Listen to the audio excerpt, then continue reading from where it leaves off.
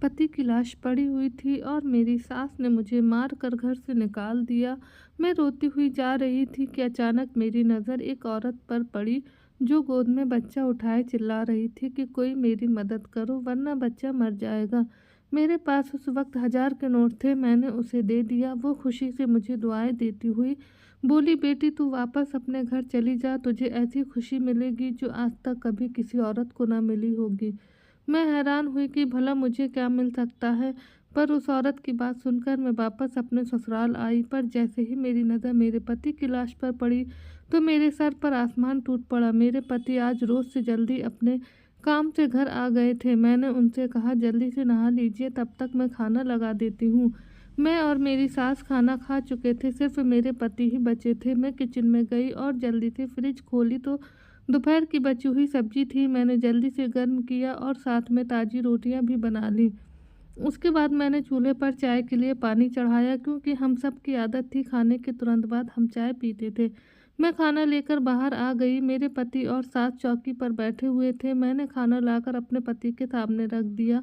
वो खाना खाने लगे। हम सब के चेहरे पर एक खामोशी थी, जबकि मेरी सास के चेहरे पर एक अजीब सी मुस्कुराहट थी जो मुझे कुछ गलत होने का संदेशा दे रही थी। लेकिन मैंने इस ख्याल को झटक दिया। मैं नहीं जानती थी कि मेरी ज़िंदगी में आगे कौन सा तूफान आने वाला है। मैं उठकर किचन में आई तो देखा तो चाय उबल चुकी थी।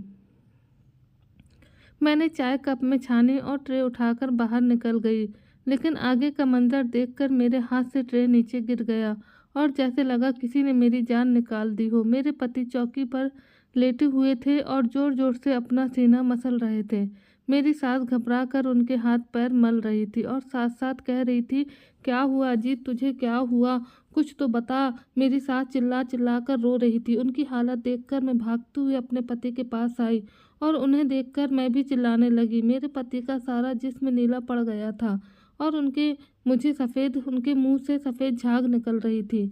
वो अपना गला पकड़कर बिन पानी मछली की तरह तड़प रहे थे। इससे पहले मैं कुछ समझती या किसी को मदद के लिए बुलाती कि अचानक मेरे पति का जिस्म सूख कर काटा हो गया और उनके आंखों की पुतलियां भी बेजान हो गई।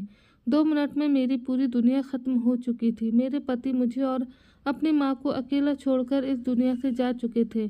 मेरे सब कुछ मेरे पति ही थे। उनके इस तरह अचानक मौत ने मुझे दहला कर रख दिया। मैं बिल्कुल खाली हाथ रह गई थी। उनके अलावा मेरे आगे पीछे कोई नहीं था। हमारे घर का शोर सुनकर पड़ोसी और मोहल्ले वाले भी हमारे घर आ चुके थे और आगे का मंजर देखकर वो भी हैरान हो गए। अचानक मुझे अपने आसपास घुटन का एहसास हुआ और मेरी आंखों के सामने अंधेरा छा गया। मुझे अपने आसपास की सभी चीज़ें चकराती हुई महसूस हुई। मैंने दीवार का सहारा लेना चाहा, लेकिन मैं अपना सुध बुध खो बैठी थी और अगले ही पल में मैं अपने शरीर के सारे वजन के साथ ज़मीन पर गिर गई। मुझे होश आया तो मैंने खुद को अपने कमरे में पाया। मेरा सर अभी भी भारी था। मैंने इधर उधर देखा तो अगले ही पल में मेरे पति का बेजान वजूद मेरी नज़रों के सामने आया। मैं जल्दी से उठकर बाहर आई। सुबह हो चुकी थी। मैं पूरी रात बेहोश थी। मैंने देखा मेरे पति की लाश घर के बाहर पड़ी थी और मेरी सास उनकी चारपाई से लगकर बैठी हुई थी। उनकी आंखों को देखकर लगा जैसे वो पूरी रात रोई हो। जवान बेटे का गम जो था, एक माँ करती भी तो क्या फिर। मैं जैसे ही अपने पति के लाश के पास पहुंची तो मोहल्ले की सारी औरतें मुझे देखकर एक दूसरे से कहने लगी, तो देख लो, हो गई महारानी की सुबह। कैसी बेशरम औरत है, पति की लाश पड़ी है और ये अपनी नींदें पूरी कर रही है। अरे बेशरम, कुछ तो शर्म कर। तेरी बूढ़ी सास कल शाम से ही चारपाई से लगकर बैठी है। पानी का एक घूंट भी इन्होंने नहीं पिया। फिर भी इन्हें तेरा ही ख्याल रहा कि तुझे उठाया ना जाए, कहीं तेरी तबीयत ना खराब हो जाए। इस हाल में भी इन्हें तेरा ही ख्याल रहा। और एक तुम है जो पहले अपने पति को जान से मार डाली और फिर बेशर्मी से इस घर में रहकर अपनी नींदें भी पूरी कर रही हो। अरे तुझे तो शर्म से डूबकर मर जाना चाहिए। ऐसे गुरूर से हमारे सामने खड़ी है। मैं हैरानगी से उनकी बातें सुन रही थी। वह कितनी सफाई से सारा इल्ज़ाम मुझ पर लगा कर डाल रही थी। मैं इसी सोच में थी। फिर मैं अपने पति के पास जाने लगी। चारपाई तक पहुंची ही थी कि मुझे लगा जैसे मेरा बाल कोई खींच रहा हो। मैंने जैसे ही मुड़कर पीछे की तरफ देखा तो मेरी सास मेरा बाल मुट्ठी में पकड़कर खींच रही थी। उन्होंने मुझे किसी अछूत की तरह खुद से दूर फेंका। मैं जाकर दरवाजे के पास गिरी। अपने आप को किसी तरह संभालते हुए मैं फिर से चारपाई के पास जाने लगी। तभी मेरी सास मेरी तरफ आई और उन्होंने एक जोरदार थप्पड़ मेरे मुंह पर मारा। मेरा मुंह लाल हो गया, गाल सूज गया और ओंठ फट गए और खून बहने लगे। अभी मैं ठीक से समझ नहीं पाई थी कि उनकी बातों ने मेरे पैरों तले ज़मीन खींच ली। वो कह रही थी कि मेरी नज़रों के सामने से दूर हो जाओ, तुम मेरे बेटे की कातिल हो, तुमने मेरे बेटे को मार दिया, उसकी जान ले ली। जब से मेरे बेटे की ज़िंदगी में आई है, उसकी ज़िंदगी नर्क से बदतर बनाकर रख दी है। फिर भी तेरे कलेजे में ठंडक नहीं पड़ी कि तूने उसकी जान ले ली। मैंने उनके आगे हाथ जोड़कर कहा, मैंने कुछ नहीं किया, मैंने इनकी जान नहीं ली। मैं ऐसा क्यों करूंगी? भला वह मेरे पति थे। आप मुझे उनके पास जाने से न रोके। इसलिए मेरी सास ले, लेकिन मेरी सास पर मेरी किसी बात का कोई असर न हुआ। उन्होंने मुझे बाजू से पकड़ा और गेट के पास ले जाकर धक्के मारकर मुझे बाहर निकाल दिया। मेरे ऊपर विपत्ति का पहाड़ टूट पड़ा। एक तो पति से जुदाई और दूसरा घर से बेघर हो गई थी। मैं गेट के साथ लगकर रोने लगी। मैं काफ़ी देर तक वहीं पर खड़ी रही, लेकिन अंदर वाले सब पत्थर दिल हो चुके थे। मैं टूटे हुए दिल के साथ सड़क पर चलने लगी। मेरा और कोई ठिकाना नहीं था। जाती तो और कहाँ जाती। अचानक मुझे एक औरत की आवाज़ सुनाई दी। वो कह रही थी कि भगवान के नाम पर कोई मेरी मदद करो, मेरा बच्चा 2 दिन से भूखा है, कोई तो मेरी मदद करो, कोई तो मुझ पर रहम करो। मैंने देखा मेरी साड़ी के आंचल में बांधा उस वक्त मेरे पास 1000 के नोट थे। मैंने वो नोट उस औरत को दे दिया। उस औरत की गोद में एक छोटा बच्चा था जो रो रहा था। शायद उसको भूख लगी हुई थी। उस औरत ने मेरी तरफ देखा और कहने लगी, बेटी कहाँ जा रही हो और रो क्यों रही हो? क्या तुम भी मेरी तरह दुखी हो? मैंने उसकी बात सुनते ही घबराकर इधर उधर देखने लगी तो मैं अपने घर से बहुत दूर निकल आई थी। उस औरत ने कहा, भगवान तुम्हारा भला करे, तेरी सारी मुश्किलें आसान हो, तू सदा सुखी रहे। ऐसे सड़क पर ना चल, जा अपने घर चली जा। मैंने कहा, मेरा कोई घर नहीं है, मैं बेसहारा हूँ। उसने कहा, तू बेसहारा नहीं है, जा तू अपने घर चली जा। तेरा घर तेरी राह देख रहा है, तेरे पास तो सब कुछ है, फिर क्यों सड़क की खाक छान रही है? तू तो मलिका है, जा अपना घर संभाल, अपने घर जा, वहाँ तुझे ऐसी खुशी मिलेगी तूने कभी सपने में भी नहीं सोचा होगा। मैं बड़ी हैरान हुई कि उस घर में तो मेरे जवान पति की मौत हो गई है, मेरी पूरी दुनिया लुट चुकी है, भला वहाँ मुझे कौन सी खुशी मिल सकती है। हालात के आगे मजबूर होकर मैं अपने घर की तरफ जाने लगी और सोचा जाकर देखूं तो सही कौन सी खुशी मिलने वाली है। और खुशी नहीं भी मिली तो एक बार फिर से मैं अपनी सास के पैरों में गिर जाऊंगी। हो सकता है कि उनको मुझ पर रहम आ जाए और वो आखिरी बार मुझे अपने पति से मिलने दे। इतने में मैं घर के दरवाजे तक आ चुकी थी। मैंने देखा दरवाज़ा अंदर से बंद नहीं था। मैंने धड़कते दिल के साथ घर का दरवाज़ा खोला, पर दरवाज़ा खुलते ही सामने का मंजर देखकर मैं हैरत से दंग रह गई। मेरा पूरा शरीर कँपकँपाने लगा। मेरा नाम रोशनी है। मैं एक छोटे से शहर में रहती हूँ। मेरे साथ मेरे पति और मेरी सास रहती हैं। अभी मेरी उम्र 32 साल है। ये बात उस वक्त की है जब मैं 21 साल की थी और शहर के सबसे अच्छे कॉलेज में पढ़ा करती थी। मुझे पढ़ाई में कुछ खास दिलचस्पी नहीं थी, लेकिन पापा की सख्ती की वजह से मजबूरी में पढ़ रही थी। मेरे पिता एक मशहूर बिजनेसमैन थे, लेकिन उनका रवैया हमारे प्रति शुरू से ही काफ़ी सख्त था। मैंने अपनी पूरी ज़िंदगी में उन्हें कभी मुस्कुराते हुए नहीं देखा था। वह हर वक्त गुस्से में रहते। ऐसा नहीं था कि इसकी कोई वजह थी, वो स्वभाव से ही ऐसे थे। मैं उनकी इकलौती बेटी थी, लेकिन फिर भी उन्होंने मुझसे कभी प्यार से बात नहीं की। वो मेरी हर छोटी से बड़ी ज़रूरतों का ख्याल करते, लेकिन मैं उनके गुस्से से परेशान थी। मैं और मेरी माँ हमेशा फूँक फूँक कर ही कदम रखते थे और इस चीज़ का ख्याल रखते कि कोई भी बात उनकी मर्ज़ी के खिलाफ़ ना हो। मेरी माँ भी पढ़ी लिखी औरत थी। मुझे और मेरे पापा के रवैये ने अपने घर वालों से दूर कर दिया था। हद से ज़्यादा सख्ती भी इंसान को अपनों से दूर कर देती है। मेरे साथ भी कुछ ऐसे ही हुआ। उस दिन जब मैं कॉलेज से घर आई तो मेरे पापा के बिजनेस पार्टनर अपनी फैमिली के साथ हमारे ड्राइंग रूम में बैठे हुए थे। मेरे पापा के बिजनेस पार्टनर अक्सर हमारे घर आ जाया करते थे। मैंने खाना खाया और सो गई। शाम को सोकर उठी तो माँ ने बताया कि तुम्हारे पापा ने तुम्हारी शादी अपने बिजनेस पार्टनर के बेटे आशुतोष से तय कर दी है और अगले कुछ दिनों में तुम्हारी सगाई होने वाली है। और उसके बाद शादी उनकी बातें सुनकर मुझे ऐसा लगा कि किसी ने मेरे तन बदन में आग लगा दी हो। मैंने माँ से इसका विरोध किया तो माँ ने कहा, खबरदार जो उल्टी सीधी कोई हरकत की। अपने बाप के गुस्से से वाकिफ़ होना तुम, इसलिए कोई भी हंगामा करके अपने और मेरे लिए कोई मुश्किल ना बढ़ाना। मैं गुस्से से अपने कमरे में चली आई और अपना फ़ोन लेकर तुरंत अजीत को फ़ोन मिलाया। रो रो कर उसे कहने लगी कि पापा मेरी शादी ज़बरदस्ती अपने बिजनेस पार्टनर के बेटे से करवाना चाहते हैं। तुम जल्दी कुछ करो क्योंकि मैं तुम्हारे अलावा किसी और से शादी नहीं कर सकती। अजीत ने कहा, तुम फिक्र मत करो, मैं जल्दी ही कुछ करता हूँ। मैं बहुत परेशान थी। दरअसल मैं अपने क्लासमेट अजीत से प्यार करती थी।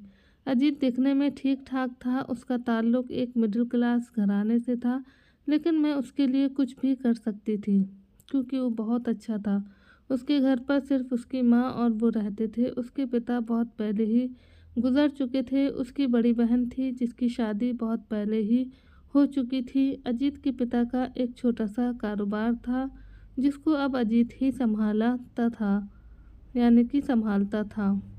लेकिन मुझे इस बात से कोई ऐतराज़ नहीं था क्योंकि मैंने कभी भी अपने पैसे पर घमंड नहीं किया कि मैं बड़े बाप की बेटी हूँ। दिन ऐसे ही गुजरते गए और मेरी सगाई आशुतोष से हो गई, लेकिन मैं इस शादी से खुश नहीं थी। धीरे धीरे करके मेरी शादी का दिन भी आ गया।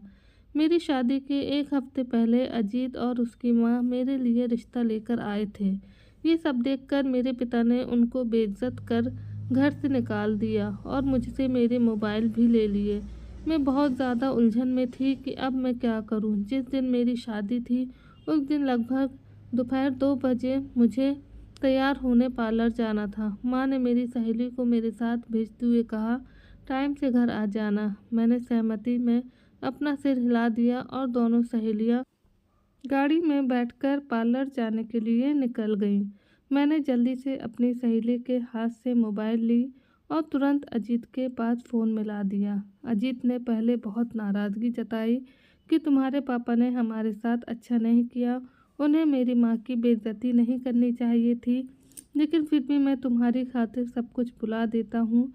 तुम मुझे बताओ कि अब मुझे क्या करना है। मैंने अजीत से कहा, अब हमारे पास एक ही रास्ता है कि हम दोनों भागकर कोर्ट मैरिज कर लें। मैं पार्लर में हूँ, तुम आओ और मुझे जल्दी लेकर जाओ। हम आज ही कोर्ट मैरिज कर लेते हैं। अजीत ने कहा, ये सब ठीक होगा? मैंने कहा, सब कुछ ठीक ही होगा। मैं उनकी इकलौती बेटी हूँ। वो सब कुछ भुला करके धीरे धीरे मुझे अपना लेंगे। अजीत ने कहा, अच्छा ठीक है, मैं तुम्हारे पार्लर के आसपास ही खड़ा रहूँगा, तुम मुझे फ़ोन कर देना। पार्लर के बाहर पहुँचते ही मैंने ड्राइवर को बहाने करके घर भेज दिया। उससे कहा, मेरे लहंगे का मैचिंग दुपट्टा घर पर ही छूट गया है, आप मुझे वह लाकर दे दीजिए, तब तक मैं तैयार होती हूँ। ड्राइवर के जाने के बाद मैंने तुरंत अजीत को फ़ोन मिलाया और उससे के आने को कहा। वह अगले ही पल मेरे पास आ गया। मैंने अपने दोस्त को सब कुछ समझा दिया था और उसके बाद मैं अजीत के साथ चली गई। हम दोनों ने मंदिर में जाकर शादी की और उसके बाद अजीत की दुल्हन बन उसके घर आ गई। मैं ये नहीं जानती थी कि मैंने ये कदम उठाकर कितनी बड़ी गलती की है। उधर जैसे ही मेरे माँ बाप को मेरे लापता होने की खबर मिली तो उन पर सातों आसमान एक साथ ही टूट पड़े। उन्होंने कभी सोचा भी नहीं था कि मैं ऐसा भी कुछ कर सकती हूँ। मेरे घर तो कयामत आ गई थी। मेरे पापा उसी वक्त मुझे जान से मारने के लिए निकले, लेकिन माँ ने उनका पैर पकड़कर कहा, इतना गुस्सा मत करिए, वह हमारी इकलौती बेटी है। भले ही आप उसे माफ़ ना करें, लेकिन उसे बख्श दें। उसके साथ ऐसा कुछ ना करें। माँ के लाख समझाने पर पापा किसी तरह माने। मुझे अजीत के घर आए 1 हफ्ता हो गया था, लेकिन मेरे मायके में खामोशी थी। मैं ये ना समझ सकी कि तूफान के आने के पहले हर तरफ खामोशी ही होती है। मैं सुकून से अपने ससुराल में ज़िंदगी गुजार रही थी। मेरी सास बहुत अच्छी थी, ज़िंदगी बहुत अच्छे से गुजर रही थी। मैंने अपनी पढ़ाई छोड़ दी थी, लेकिन अजीत ने अपनी पढ़ाई जारी रखी और साथ-साथ वो अपना काम भी करते थे। मेरी सास आस-पड़ोस के कपड़े सिलाई करती थी। मैंने भी उनके साथ रहते-रहते सिलाई सीख ली थी। मेरे ससुराल वालों की स्थिति बहुत अच्छी नहीं थी। मुझे शुरू में परेशानी हुई, लेकिन धीरे-धीरे मैं यहाँ एडजस्ट हो गई थी। इसी तरह हमारी शादी को 6 महीने गुजर गए। मुझे महसूस हुआ कि मेरी सास का रवैया मेरे साथ कुछ अजीब सा होता जा रहा है।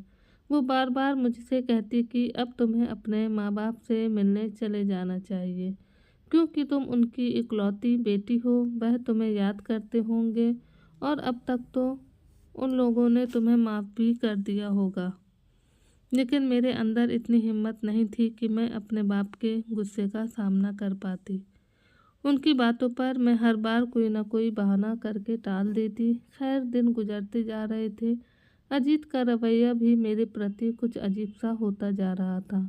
मैं उनसे उनके रवैये के बारे में पूछना चाहती थी, फिर सोचा हो सकता है काम का प्रेशर ज़्यादा हो, इसलिए परेशान हो। उस दिन भी हर रोज़ की तरह अजीत नाश्ता करके अपने काम पर चले गए थे।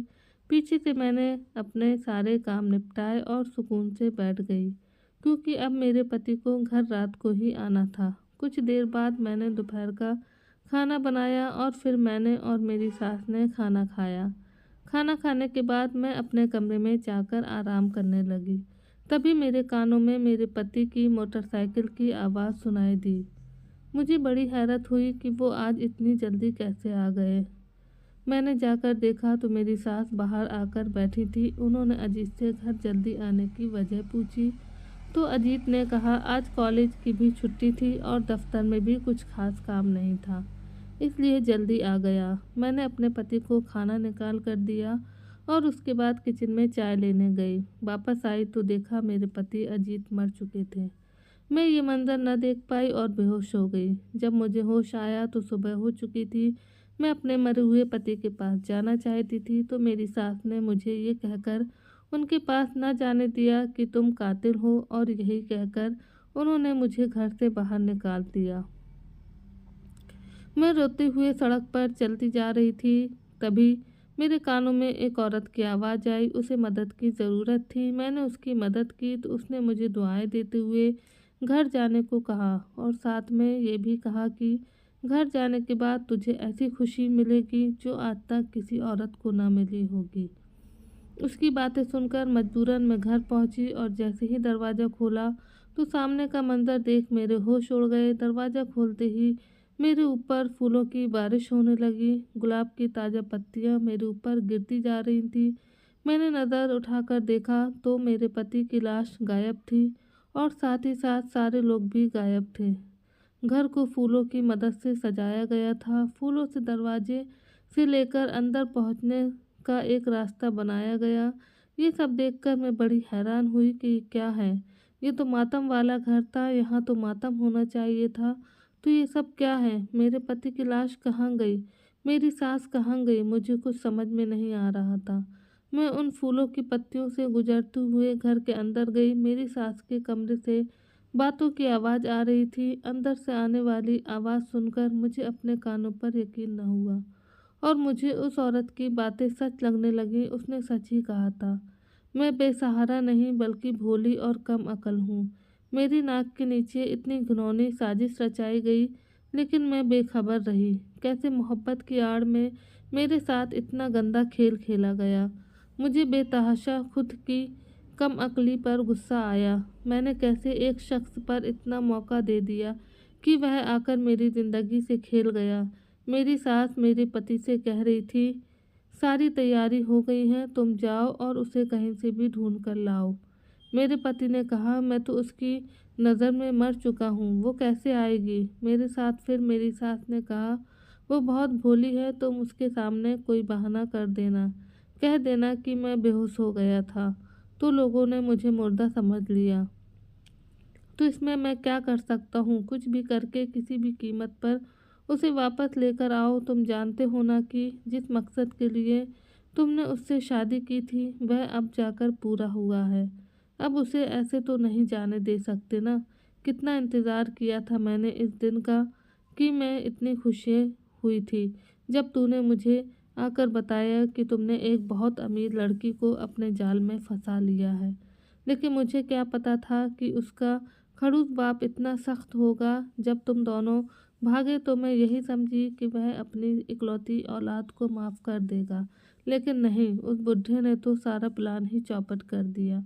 और इसको देखो लैला, कहीं कि तुम्हारे से चिपक कर ही बैठ गई। मैंने तो तुम्हारी मौत का ड्रामा इसलिए रचाया था कि उस पर इल्ज़ाम लगाकर उसे घर से निकाल दूंगी, क्योंकि उसके मायके से तो एक फूटी कौड़ी भी नहीं मिलनी थी। हम कब तक उसे मुफ्त में रोटियां खिलाते रहते।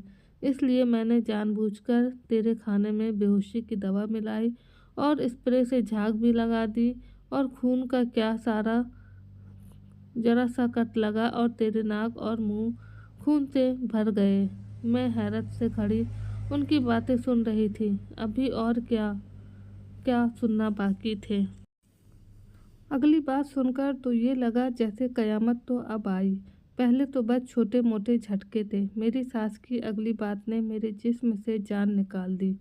मैं बेतहासा फर्श पर गिर पड़ी। मेरे पति और सास ने कुछ गिरने की आवाज़ सुनकर दरवाजे की तरफ देखा तो उनके चेहरे पर खौफ के साए मंडराने लगे। उन्होंने मुझे उठाकर बिस्तर पर लिटाया और जब मुझे होश आया तो मेरा पति अजीत कमरे में बेचैनी से टहल रहा था। मैं तुरंत उठी और कहा, मुझे अपने माँ बाप के घर जाना है। मैं उनकी कोई भी बात सुने बगैर बाहर की तरफ बढ़ गई और अपने मम्मी पापा के घर जाने लगी। वहाँ पर पहुँची तो पता चला कि मेरे पापा एक हफ्ते पहले ही इस दुनिया से चल बसे और अपनी पूरी प्रॉपर्टी मेरे नाम पर कर गए। मेरी माँ मुझे देखते ही मेरे गले लगकर रोने लगी। यही हाल मेरा भी था। दरअसल अजीत ने मुझसे दौलत की लालच में आकर शादी की थी। पहले तो सब ठीक रहा, लेकिन जब उन्हें पता चला कि मेरे पापा गुस्से में मुझे फूटी कौड़ी नहीं देने वाले तो उनका दिल मेरी तरफ से खट्टा हो गया। दोनों माँ बेटे मुझे निकालने की वजह ढूंढने लगे और जब उन्हें कोई वजह न मिली तो अपने मरने का ड्रामा ही रचा लिए बैठे और मेरे ऊपर इल्ज़ाम लगाकर मुझे घर से बाहर कर दिए। पर मेरे घर से जाते ही उन्होंने किसी से खबर सुनी कि मेरे पापा मर गए और अपनी पूरी प्रॉपर्टी मेरे नाम कर गए तो ये खबर सुनते ही मेरा पति उठकर बैठ गया। मोहल्ले वाले कुछ तो डर गए और कुछ ने वजह जानने की कोशिश की तो उन्हें ऐसा महसूस कर आया कि उसे तो कुछ याद ही नहीं। सब ने यही समझा कि हमारी ही गलती है।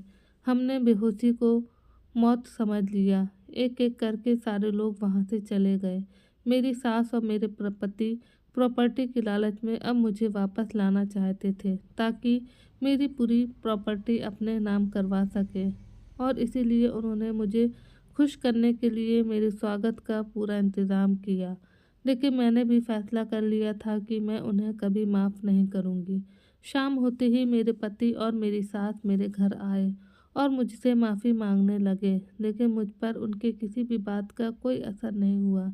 वह मायूस लौट गए। कुछ दिन बाद मुझे पता चला कि मेरी सास को उनके किए की सज़ा मिल गई और उनके पूरे शरीर में फालिस का मार दिया। अजीत की भी हालत बहुत ख़राब थी। उसकी हालत देखकर मेरा दिल खून के आंसू रोता था। चाहे उसने मेरे साथ जो भी किया, लेकिन वो मेरी मोहब्बत था, इसलिए ना चाहते हुए भी मैंने उसे माफ़ कर दिया। मेरी सास और मेरे पति दोनों बहुत बदल गए हैं। उनकी ज़िंदगी से दौलत की हवस ख़त्म हो चुकी है। मैं 2 साल बाद भगवान ने मुझे एक खूबसूरत बेटा दिया और मैं हंसी खुशी अपनी ज़िंदगी जी रही हूँ।